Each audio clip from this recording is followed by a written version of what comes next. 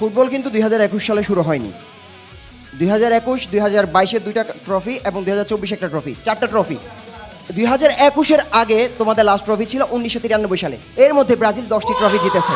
1997, 1999, 2টা Copa America এবং 2004, 2007, 2019। 2019 last Copa America. Brazil last trophy জিতেছে, তাও 7 বছরের গ্যাপ, যেটা তোমাদের 28 বছরের গ্যাপ ছিল।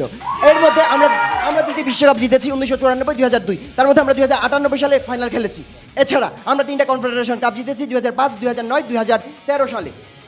এখন তোমরা যেটা বলতে যাচ্ছ সেটা হচ্ছে লিওনেল মেসি কেন সেরা।